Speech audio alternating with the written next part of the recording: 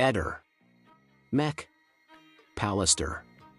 Mi hanno sequestrato il telefono perché secondo loro lì dentro ci potrebbero essere non testimonianze ma prove di atti di istigo per il suicidio. Lunedì sera ci siamo visti l'ultima volta. Lunedì sera? Lunedì sera, esattamente. Lei doveva partire, quindi le proposi di accompagnarla. E possono averle fatto del male?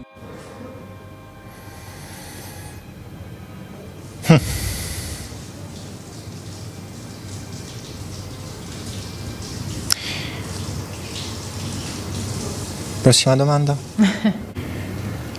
Non so cosa dirle in merito. Se potessi... Hai qualcosa da dirle? Che ci manca. Ci manca a tutti. E che saremmo contenti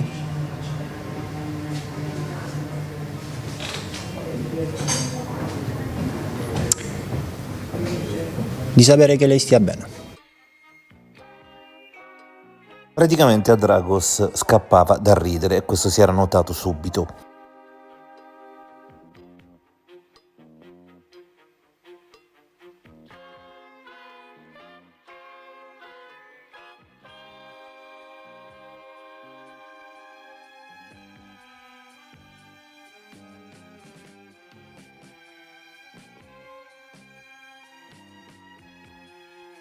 Su questo canale prima seguivamo tutti gli scomparsi, poi soprattutto quelli di una certa età giovanile abbiamo evitato di farli perché mi sono reso conto che molti strumentalizzavano il potere mediatico che ha una scomparsa. Cioè loro sparivano, tutti parlavano di loro e quando tornavano queste persone da nessuno diventavano delle star. Così in questa settimana, quando più volte qualcuno mi ha chiesto che cosa pensassi della scomparsa di Tatiana, io ho risposto senza alcun dubbio: non vorrei che fosse ancora viva e che, siccome è una pagina molto seguita come influencer, stesse sfruttando una situazione del genere per avere una massima visibilità televisiva e tornare poi strafamosa. Questo ovviamente l'ho detto a più persone, una delle quali è Katia Motta, che è molto conosciuta da chi segue soprattutto il caso di Trieste, e infatti lei me l'ha confermato stasera scrivendomi subito. Altre persone a cui ho detto questa cosa stasera mi hanno subito contattato dicendo: incredibile, come avevi previsto una cosa del genere.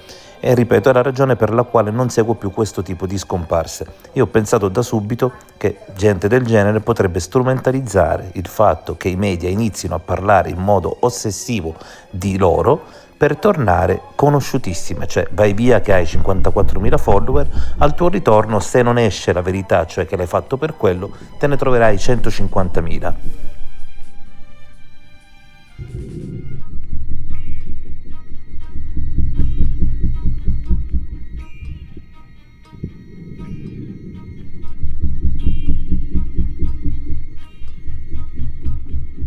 Ehi, non dimenticare di iscriverti a questo canale.